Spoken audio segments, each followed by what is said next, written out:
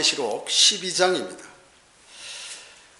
전 시간에도 제가 말씀드렸지만 우리는 요한계시록을 공부하면서 놀라운 사실을 알게 되었다고 그랬죠. 성경의 많은 부분들이 일반 교회들, 특히 로마 가톨릭, 장로교, 감리교, 순복음, 성결교, 무슨 성공회, 심지어 침례교, 신학교에서 가리키는 그러한 것과 반대되는 그러한 교리들이 있음을, 성경에 기록되어 있음을 알게 되었습니다. 그뿐만 아니라 후천년, 무천년주의자들이 하나의 세계를 지향하면서 잘못된 성경 해석을 하고 있다 하는 것들을 우리가 알게 되었고, 전천년 체계가 바른 하나님의 진리의 말씀이다라는 것도 알게 되었습니다. 거기에 더해서 전천년주의자들도 잘 모르는 향상된 진리를 하나님의 말씀을 통하여 알게 됐는데, 그것은 뭐 히브리어나 헬라어를 많이 알아서 그런 것도 아니고, 또 여러 가지 최초의 사본이나 원본들을 우리가 뭐 봐서 그런 것도 아니고, 또 어떤 책에서 읽어가지고 그런 것도 아니고, 오직 하나님의 말씀, 바른 성경인 킹제임스 성경, 한글 킹제임스 성경을 통해서 알게 됐다는 것이죠. 성경의 저자는 누굽니까? 성령님이죠. 그렇기 때문에 그분께서 성경을 계시해 주신다, 그 말씀이죠. 하나님의 말씀을 읽을 때요.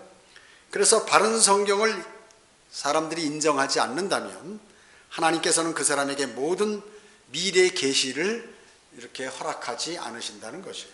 그걸 많이 들었습니다. 그뿐만 아니라 요한계시록은 대환란을 4번 반복한다고 그랬죠. 하나는 7 봉인, 그리고 7 나팔, 적그리스도의 활동, 그리고 7 호리병, 이렇게 똑같은 내용을 조금 다른 각도로 4번씩 이렇게 반복해서 성경에 기록해 놓았습니다. 이것은 어떠한 사람도 절대로 전무후무한 고통이 있기 때문에 대환란을 거쳐서는 안 된다는 그런 의미에서 그렇게 기록하신 것이죠. 그 다음에 이제 요한계시록은 교회 시대가 요한계시록 1장부터 3장까지, 그리고 대환란이 요한계시록 4장으로부터 19장까지, 그리고 천년왕국과 영원시대가 요한계시록 20장으로부터 22장까지 이렇게 기록되어 있다고 그랬습니다.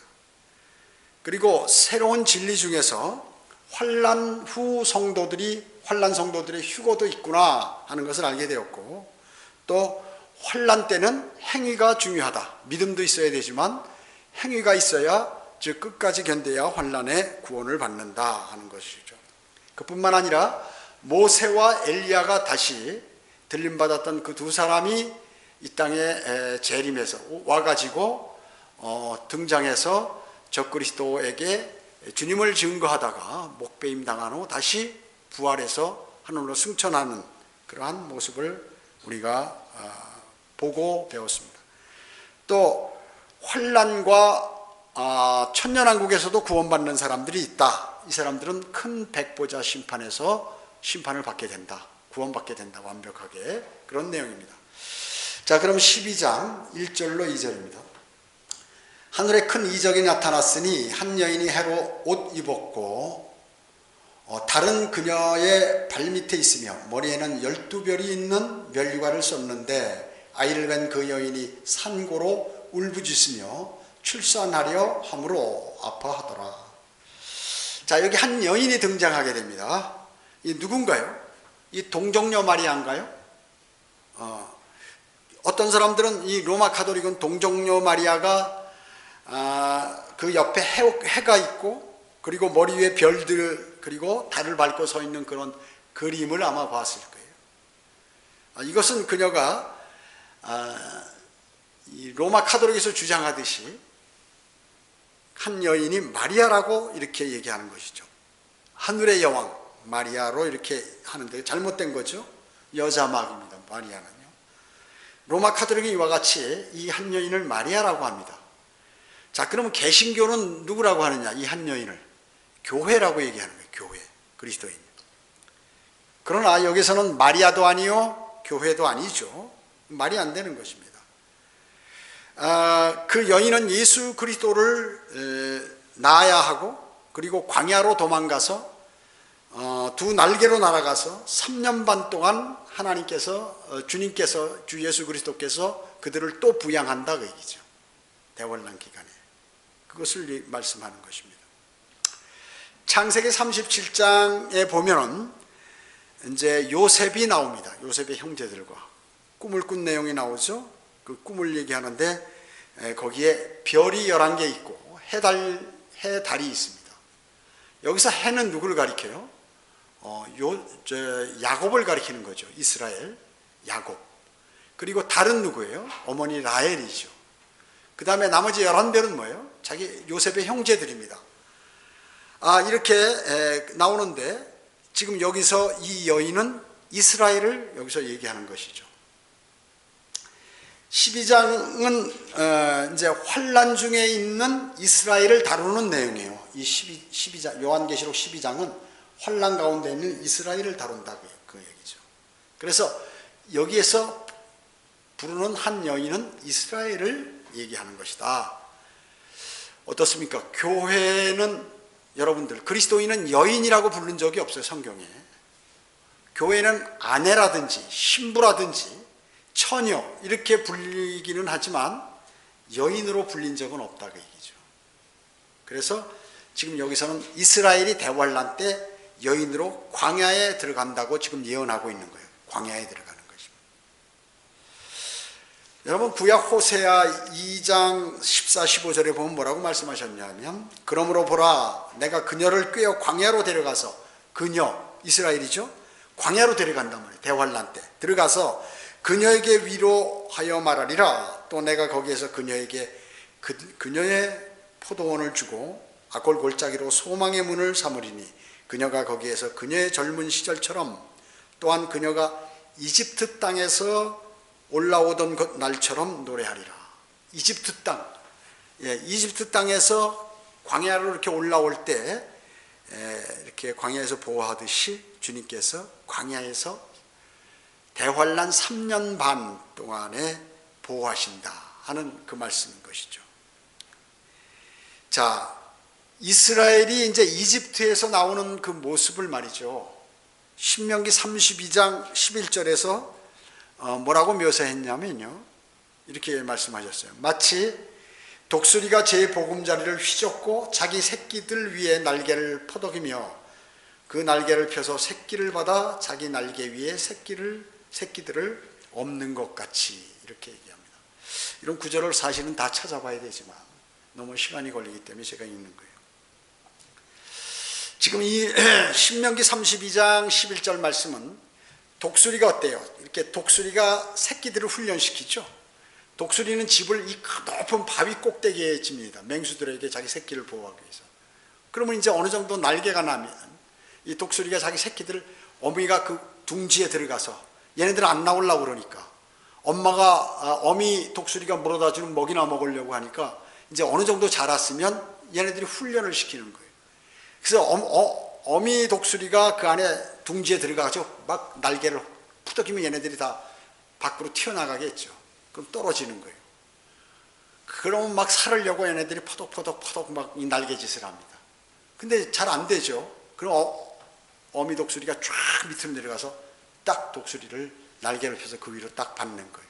이와 같이 하나님께서 광야에서 이스라엘 백성들을 이렇게 인도하셨다는 것 마찬가지예요.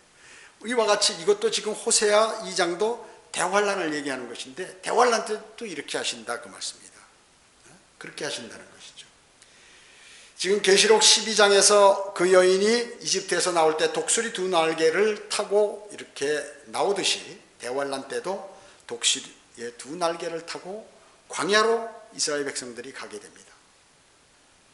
그래서 여기에 나오는 12장에 나오는 이 여인은 그렇기 때문에 마리아가 되면 될수록 말이 안 통하는 거예요. 안 통하는 것입니다. 그래서 이 여인은 이스라엘을 얘기하는 것이다 하는 것입니다. 주 예수 그리스도는 여자이시죠. 그리고 아브라함의 자손이라고도 얘기하고 다윗의 자손이라고도 불립니다. 또한 이스라엘의 택함 받은 자라고 이렇게 얘기도 합니다. 마리아를 통한 그것은 그분의 인간적인 혈통에서 그분은 아브라함과 이삭과 야곱의 자손이죠. 그래서 지금 이 이스라엘은 예수 그리스도를 낳는다. 이 여인이 아들을 낳는 것은 이스라엘이 가운데 육신적인 그 사람들의 몸을 빌려서 주 예수 그리스도를 낳게 된다는 그런 의미인 것입니다. 3절 보겠습니다. 12장 3절. 하늘에 또 다른 이적이 나타났으니 보라, 커다란 붉은 용 한 마리가 있는데 7머리와 10뿔이 있고 그 머리들 위에는 7 왕관이 있더라. 자, 이 요한계시록 12장 3절, 이거 상당히 이 내용이 이번 시간에 여기까지만 할 건데요. 내용이 많습니다. 이 용이라는 단어가 요한계시록에 13번 나옵니다. 13이라는 숫자는 뭐예요? 반역의 수요, 사탄의 수죠. 여러분 여기 뒤에 12장 9절 한번 보세요. 뒤에 요한계시록 12장 9절에 보면 그리하여 그 큰 용이죠. 큰 용. 쫓겨나니 그 큰 용이 누구라고요? 그는 마귀라고도 하고 사탄이라고도 하는 옛뱀, 곧 온 세상을 미혹하던 자라. 그가 땅으로 쫓겨나고 그의 천사들도 그와 함께 쫓겨나더라. 성경은 성경으로 해석하죠. 앞에 나온 그 큰 용이, 붉은 용이 바로 이 사탄, 마귀라고 하는 거죠. 옛뱀, 세상을 미혹하던 자, 그런 거죠. 그런데 지금 이 붉은 용에 관해서 그 사탄이고 마귀요 용이라고 이렇게 불리죠. 여러분 어떻습니까? 사탄은 그리스 신화라든지 또 중국의 신화 기록자들이 이 용들을 많이 얘기해요. 그래서 중국의 이 궁에 가면은 전부 용으로, 제가 중국 가보니까 용이 그렇게 우리나라보다 더 많아요. 용이요.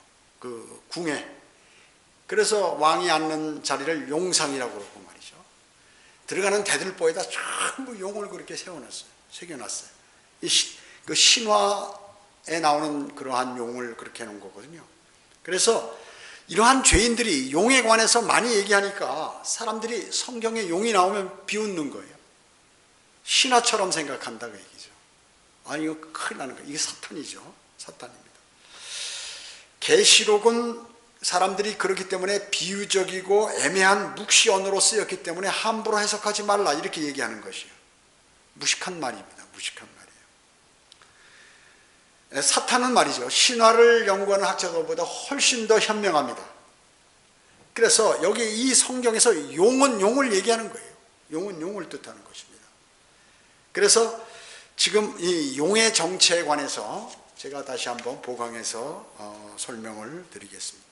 용은 뭐예요? 결론적으로 사탄 마귀죠. 용은. 그래서 한국 사람들 용꿈 꾼다고 그러는데 사탄의 꿈을 꾼 거예요. 사탄에 관장되어 있는 것입니다. 이 사탄은 루시퍼라고 그러죠. 사탄의 원래 이름은.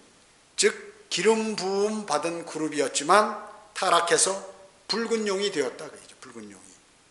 그가 나타날 때는 어떻게 나타나냐 하면 여러분들 앞에 나타날 때는 빛의 천사로 가장해서 또 33살의 남성으로 이렇게 나타난다. 그 얘기죠.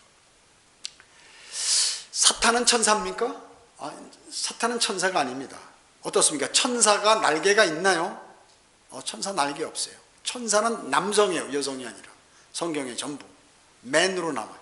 남성. 그리고 날개도 없어요. 그러면 날개 가진 건 뭐냐? 그룹이 나와요. 그룹. 5그룹이 있는데 그 중에 한 그룹, 이 루시퍼가 반역을 했죠. 그래서 지금 현재는 4개 그룹만이 있는 거예요. 4그룹만. 그 다음에 이 사탄은 천사장도 아닙니다. 천사장도 아니에요. 그래서 성경에서 날개는 천사들과 전혀 관계없다. 그런데 러커마 목사님이 이렇게 천사를 그릴 때 날개를 이렇게 그린 게 있어요. 그거는 뭐냐면 서양 사람들이 그림을 봐도 뭐가 뭔지 모르니까 날개를 그림으로 해서 이해시키기 위해서 그렇게 해놓은 것이고 천사들은 날개가 없습니다. 그래서 이 날개는 전부 로마 카톨릭이 꾸며낸 거예요. 애기 천사도 만들고 뭐 이렇게 해가지고 말이죠. 전부 그렇게 로마 카톨릭이 만든 것입니다.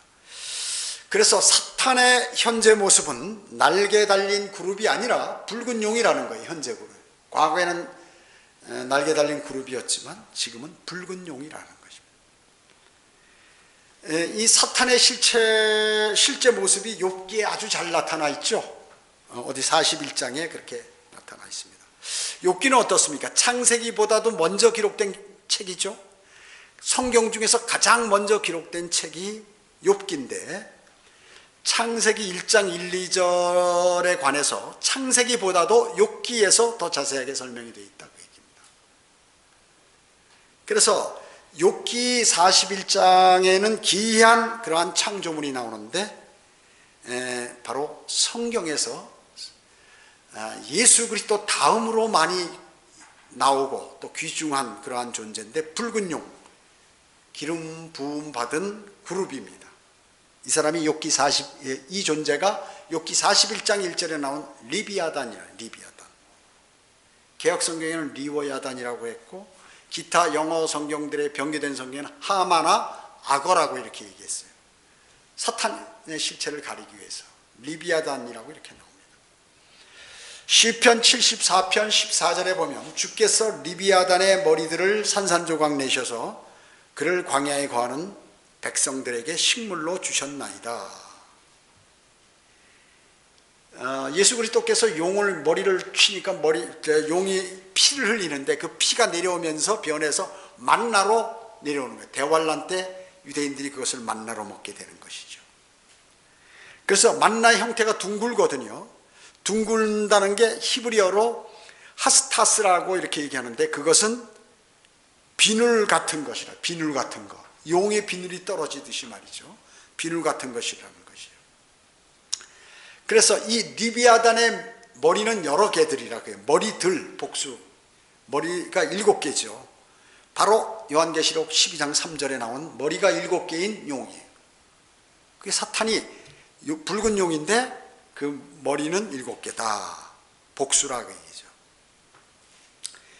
그뿐만 아니라 아까 여기 시편 74편 14절에 나온 리비아단, 이것은 시편 74편 13절에 보면 주께서는 물들 가운데서 용들의 머리들을 부수셨나이다. 용들의 머리. 리비아단이 용이구나 하는 게 성경에 정확히 나오는 것이에요. 그 용은 또 사탄이구나 하는 것을 알 수 있다고 얘기죠. 그래서 성경 구절들을 신약과 구약들 다 찾아보면 이렇게 증명을 하게 됨으로써 사탄의 실체가 드러나게 되는 것입니다. 여러분, 이사야 24장 1절 한번 찾아보세요. 이사야 24장 1절.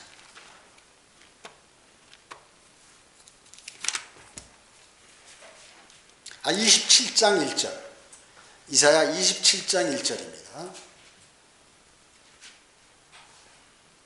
그날에 주께서 그의 격심하고 크고 강한 칼로 날쌘 뱀 리비아단, 뱀이요 용, 리비아단을 벌하시리니 즉 꼬부라진 뱀 리비아단이라. 또 주께서는 바다에 있는 그 용을 살해하시리라. 자, 여기 리비아단이 뱀이요, 꼬부라진 뱀이고 또 용이다. 뱀, 용, 리비아단, 사탄 다 같은 거구나 하는 것을 알 수 있죠. 그것을 얘기하시는 것입니다. 자, 이사야 27장 1절은 주님께서, 예수 그리스도께서 재림하시면서 지금 이제 이 용을 살해하신다는 것이죠. 처단하시는 것입니다. 재림의 구절이죠, 이거. 이사야 27장 1절은. 그렇기 때문에 이사야 27장 1절, 또 요한계시록 12장, 그리고 욥기 41장, 이런 구절들을 다 비교해 봄으로써 우리는 주석서 없이도 성경을 잘 알 수 있다고 얘기죠. 그래서 성경이 성경을 해석하게 된다는 말씀이에요. 그래서 우리는 그렇게 성경을 공부할 수, 증명할 수가 있는 것이죠. 또 욥기 41장 34절에 보면 그가, 사탄이요, 모든 높은 것들을 바라보니 그는 모든 교만의 자식들을 다스리는 왕이니라. 사람이 교만하잖아요. 그러면 그 순간 사탄의 종이 돼버린 거예요. 사탄이 그 사람을 쓰고 있는 거예요. 교만하면 사람이.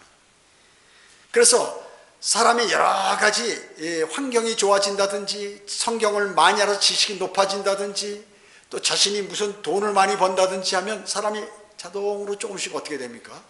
교만하게 되죠. 점점. 근데 그것을 절제하지 못하면 그 사람은 바로 사탄에게 쓰임을 받게 되는 것이죠. 그걸 모르는 사람들이 너무나 많은 거죠.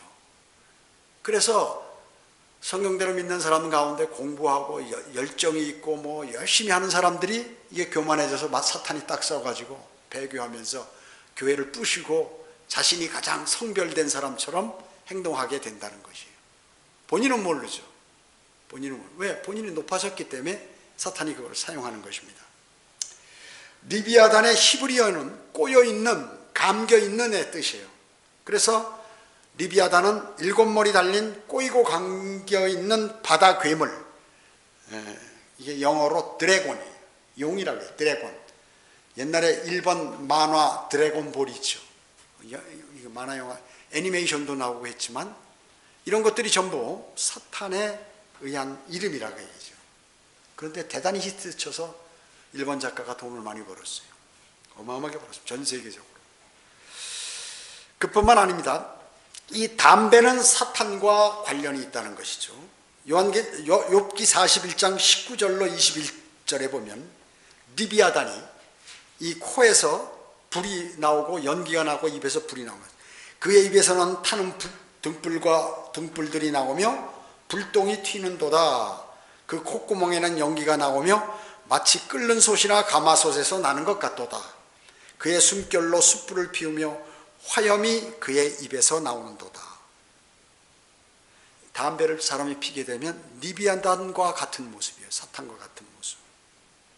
그리고 이 담배는 어디서 나왔냐 하면 토템 기둥 있죠. 이 우상 토템 기둥 나무로 깎아서 우상을 만들어 놓고 그 주변에서 춤을 추며 이 세상 신인 큰 흰 할아버지 담뱃대를 탁 물고 수염 달리고 이 흰 할아버지가 있는데 그것을 숭배하는 이교도들의 담뱃대에서 나왔다. 이 담뱃대가 평화의 상징이다 하면서 이렇게 나오는 것이에요. 그렇기 때문에 이 큰 흰 아버지는 큰 흰 아버지, 이것은 뭐냐면 상당히 힘이 있는 사람이거든요. 다른 사람이 숭배를 받는 사람이에요. 그래서 담배를 피게 되면 교만의 상징이라고 얘기죠. 그래서 교만한 사람들이 담배를 피는 것이에요. 그래서 하나님께서 그 사람을 낮추겠죠, 나중에. 그래서 담배를 피우면 기도응답이 안 되는 거예요. 교만한 상태에 있기 때문에. 그리고 마귀의 인도함을 받기 쉽다 하는 것이 성경의 설명인 것입니다. 또 그리스도인의 몸은 뭐예요? 하나님께서 영으로 계신 성전인데 그 성전을 온통 담배 연기로 채우는 것은 하나님께서 노하시는 거다 하는 것입니다. 그래서 자기 마음대로 끊어지지 않죠. 담배는. 그렇기 때문에 담배의 노예가 되는 것이에요. 주님보다도 담배를 더 찾게 되는 것입니다.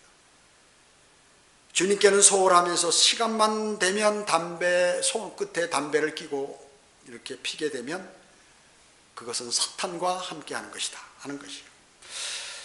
그래서 성경은 담배 피는 모습을 보고 너희는 너희 아비 마귀에게서 나와서 너희 아비의 정욕을 행하는도다 라고 요한복음 8장 44절에서 말씀하고 있는 것입니다. 욥기 41장의 사탄의 모습은 어떻게 생겼어요? 머리가 7개, 늘어진 부분들, 축축 늘어진 부분들을 가졌고 불과 연기로 숨쉬는 꼬이는 또 감겨있는 이런 뱀과 같은 바다 괴물이다 하는 것이에요. 사탄의 모양이. 지금 둘째 하늘과 셋째 하늘 사이에 그 그리스도의 피로 물들어 있는데 그 안에서 돌아다니다 보니까 헤엄치고 다니다 보니까 붉게 돼버린 것이죠. 사탄은 교만의 자식들을 다스리는 왕이라고 그랬죠.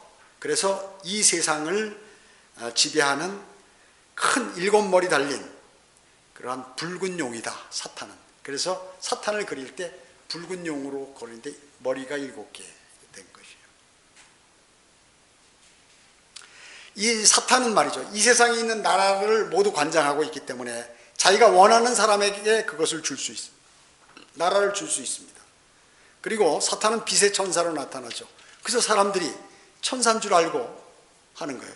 기도원 가서 기도 많이 하는 이런 개신교 사람들, 제도권 교회 사람들, 빛을 보고 이상한 물체를 보고 하면 천사를 봤다 그러고 난리치는 것이죠. 그다음 마귀를 보는 것입니다. 마귀를. 그는 기름 부음 받은 메시아로 나타나죠. 에스겔 28장에서. 그리고 자연적으로 그는 하나된 참된 그리스도의 교회를 주장하는 거예요. 교회는 하나다 하면서 이것을 주장하는 것입니다. 또 신으로 경배받기를 원하며 자신을 통치자라고 불리고 왕이라고 불리며 천사라고도 불리고 빛의 천사라고도 불리는 것입니다. 이 마귀 사탄은 말이죠, 성경을 잘 알아요. 그래서 성경을 인용합니다. 그래서 사탄이 사람들에게 다가올 때 성경을 가지고 인용하는 거예요. 그래서 여호와의 증인, 신천지, 몰몬교, 통일교, 무슨 이단들 있잖아요. 전부 성경 구절 갖고 나오는 것이에요. 편파 한 구절 가지고, 한두 구절, 몇 구절 가지고 사람들을 속이는 것입니다. 그렇기 때문에 사탄도 성경을 잘 안다. 인용하고 그리스도의 신부가 예수님이듯이,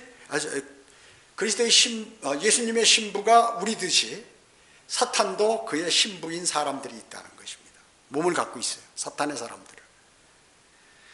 그래서 사탄의 영역은 일차적으로 영적인 것이다. 그래서 무슨 바티칸이라든지 기독교 무슨 감리교 총회, 예수교 장로교 총회, 이런 총회들, 이런 것들을 관장하는 거예요. 영적으로 관장하는 것입니다. 자, 오늘 여기 요한계시록 12장 3절에 붉은 용, 커다란 붉은 용은 7머리여 10뿔을 가졌고 7 왕관을 썼다고 했습니까? 자, 그러면 여기 7머리가 있는데 이것은 누구를 얘기하느냐? 역사적으로 강대국의 왕을 얘기하는 것입니다. 7머리는 세상을 통치하는, 세상 통치자를 대표하는 그 통치자들, 그 7 왕을 얘기하는 것이거든요. 그래서 사탄의 첫 머리는 누구냐 하면 창세기 10장 10절에 나오는 바벨론 왕 림롯입니다. 림롯. 사냥꾼이죠. 최초의 도시를 건설했죠. 림롯이. 그렇기 때문에 자기가 스스로 왕이 돼서 힘센 사냥꾼이기 때문에 바벨론 왕. 그래서 첫째 머리는 바벨론 왕 림롯을 얘기합니다. 이 림롯은 적그리스도의 유형이에요. 그리고 혼혈하죠. 함족, 흑인이고 그가 정착해야 하는, 원래 아프리카 지역에 살아야 되는데 아시아 지역에 정착해서 살기 때문에 이렇게 속일 수가 있다고 얘기죠. 혼혈이기 때문에. 사탄의 두 번째 머리는 누구냐 하면 이집트 왕 파라오를 얘기합니다. 파라오. 에스겔 출애굽기 5장 2절에 나오는데요. 에스겔 29장 3절에서는 파라오가 용이라고 불리는 거예요. 용. 그렇기 때문에 이집트는 세상의 예표고 바로 두 번째 사탄의 머리는 이집트 왕 파라오다. 이제 이집트가 전 세계를 거의 관장했을 때, 세 번째 리비아단의 세 번째 머리는 뭐냐면 아시리아의 사네립 왕입니다. 열왕기하 18장 13절에 나와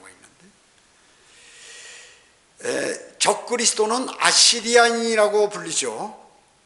적어도 파라오 가운데 한 사람은 말이죠, 그 혈통이 순수한 이집트 사람이 아니에요. 아시리아인입니다. 아시리아인. 그 다음에 이제 네 번째 사탄의 머리는 누구냐 하면 다니엘 3장에 나오는 바벨론 왕 느부갓네살입니다. 느부갓네살. 이게 지금 고대로부터 이렇게 내려오는 것이죠. 사탄이 관장하는 사람들, 사탄이 쓰는 사람들, 전 세계를 침략해서 다 관장하고 있는 그러한 사람들입니다. 아시리아 왕 사네립과 바벨론 왕 느부갓네살은 둘 다 용들이라고 성경에서 얘기하고 있습니다. 용들이라고 불립니다. 자, 그러면 리비아단의 다섯 번째 머리는 누군가요? 이건 페르시아의 다리오 왕입니다. 페르시아의 다리오 왕. 다리오는 원래 이스라엘하고 친했죠. 친했기 때문에 이는 환란 중 전 3년 반 동안 이스라엘에게 친구가 되었다가 후 3년 반에 바뀌어버리죠. 그것과 동일한 것입니다. 그 다음에 여섯 번째 사탄의 머리는 누구냐 하면은 그리스의 알렉산더 대왕이에요. 알렉산더 대왕. 이 알렉산더 이름은 성경에 나오지 않습니다.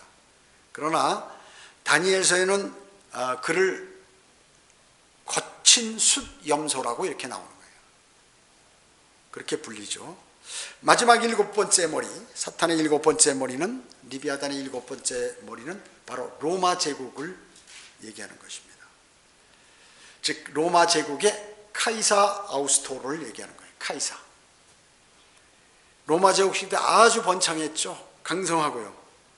그러면서 그들은 나중에 거룩한 로마 제국을 주장하면서 지금은 이 거룩한 로마 제국이 거룩한 교회인 로마 카톨릭으로 거기서 바뀌어버렸어요. 로마 카톨릭한테 바톤을 넘기게 됩니다. 카톨릭 할 때 캣트, CAT, 이 고양이라는 뜻인데, 이 낱말의 어근은 어디냐면 mother예요. mother. 어머니라고 얘기죠. 그래서 어머니 교회, 하나님의 어머니 교회 이렇게 불리는 거예요. 무관하지 않아요. 이름하고 다 모든 것들이요. 자, 이와 같이 일곱 왕관을 쓴 일곱 머리들은 바로 사탄이 이 땅을 지배한 일곱 왕이나 나라들을 상징하는 것입니다. 상징하는 것이에요. 권력을 얘기하는 바벨론 왕 림롯, 이집트 왕 파라오, 아시리아 왕 사네립, 또 바벨론 왕 느부갓네살, 그리고 페르시아 왕 다리오, 그리스 왕 알렉산더 대왕, 그리고 로마의 카이사 아우구스토. 자, 그런데 로마 제국은 어떻습니까? AD 346년부터 무너져 버리죠. 망해버립니다. 무너져 버려요. 사탄의 마지막 머리가 이제 무너져 버리는 것입니다. 그런데 이 로마 제국은 요한계시록에 나오는 신비라 큰 바벨론이라 땅의 창녀들의 가증한 어미로라고 불리는 이러한 신비적인 종교로 싹 바꿔버리는 거예요. 신비적인 형태로 지금 변질되어 버렸다고 얘기죠. 로마 제국은 없어졌는데 이 영적 악의 실체는 로마 카톨릭이 전수해서 그대로 갖고 있다고 얘기해요.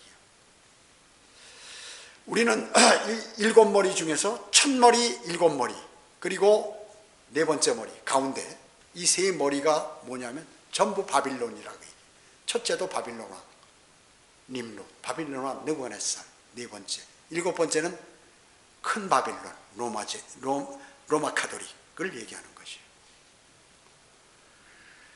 그래서 사탄의 일곱 머리는 이 세상의 나라들을 지배하려는 정치 세력을 유지하기 위해 이 신비의 종교 형태로 만들어버렸어. 사탄이 이제는 왕으로 하니까 드러나니까 이게 종교 형태로 바꿔버린 거예요. 사탄이. 무슨 말씀인지 알았죠? 그게 바로 로마 카톨릭이라고 얘기죠. 이것이 오늘날 로마 카톨릭 교회는 어떻습니까?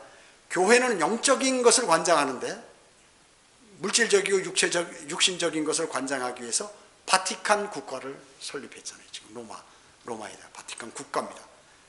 그래서 국가를 만든 이유가 바로 이거예요. 로마도 한 나라예요. 바티칸도 한 나라다고 얘기죠. 그렇기 때문에 영적으로 전 세계를 딱 관장하게 되는 마지막 이 바빌론 왕이라고 얘기해요. 이것이 요한계시록 17장에서 멸망하게 되는 것입니다. 주님이 재림하시면서 1900년경 스펠만 추기경은 그의 책에서 교황은 영적인 나라에서처럼 정치적인 나라의 머리다 이렇게 주장을 했어요. 그러면서 성경 변개자들을 후원해 가지고 신비적인 종교 형태로 변신하게 되어버렸다고 얘기죠. 그래서 로마는 신비적인 형태로 변신하여서 제롬의 벌게이트와 리바이스 버전, 영국에서 한 개혁성경 1884년, 그뿐만 아니라 ASV, 아메리카 스탠다드 버전, 미국에서 1901년에 변개된 성경, 또 RSV, 미국의 1952년에 나온 개혁성경, 이런 것들이 전부 이 로마 카톨릭이 주관해서 이게 바뀌어버린 거죠. 만든 북아프리카, 로마 카톨릭이 만든 북아프리카 사본을 근거로 해서 만든 변개된 성경이라 하는 것입니다. 그래서 이 변개된 성경이 북아프리카에서 스페인으로, 그리고 스페인에서 이탈리아를 거쳐서 라틴어를 사용하는 함족 사람들에게 쫙 전파가 됐어요. 그래가지고 이것이 유럽에서 미국으로, 미국에서 한국으로 이렇게 다 넘어와서 가짜 로마 카톨릭이 사탄이 변개시킨 성경들이 쫙 돌아버리게 되었다는 것이죠. 자, 오늘 우리는 요한계시록 12장 3절에서 이 붉은 용 사탄의 실체에 관해서 알아봤어요. 리비아단이고 이는 7머리가 달렸고 7왕관을 썼고, 이것은 우리 세계 역사에 있어서 가장 강대국 사탄이 쓰는 침략을 하는 침략자들, 강대국의 왕으로서 이렇게 머리로 되어 있고, 마지막에는 이게 국가로 나타나면 걸리니까 종교로 변신해서 국가와 종교를 다 관장해서 세상을 관장하고 이것을 적그리스도에게 바치기 위하여 이 준비를 하고 있다 하는 것이에요. 그것이 지금 요한계시록 12장 대환란 가운데 실체를, 붉은 용의 실체를 지금 거의 하나님께서 또 예수 그리스도께서 이렇게 사도 요한을 통하여 밝히고 있는 것입니다. 뒤에 가면 더 자세하게 밝혀지게 되는 것입니다. 오늘 여기까지 하겠습니다. 기도합니다. 아버지 하나님, 감사를 드립니다. 저에게 위대하신 변개되지 않은 한글 킹제임스 성경을 허락해 주시옵소서. 성경을 성경으로 해석하고 또 성경을 잘 알아서 또 공부를 해서 사탄의 실체를 드러나게 하고 가짜 성경을 드러나게 하고 그 줄기가 어떤지를 우리는 어렴풋이나마 오늘 알게 되었습니다. 다시 한번 이제 계속되는 성경 공부를 통하여 하나님의 말씀을 잘 알므로 세상의 비진리와 진리를 구분하고 사탄과 하나님과의 그러한 관계, 사탄의 사랑과 하나님의 사랑과의 관계, 변개된 성경과 하나님의 성경과의 거룩한 성경과의 관계를 저희가 더 명확히 알아서 많은 사람들에게 복음과 진리를 전파할 수 있도록 주님 인도해 주시기 원합니다. 이제 함께 기도할 때에도 주님께서 함께 경청해 주시옵길 바라오며 주 예수 그리스도의 이름으로 기도드립니다. 아멘.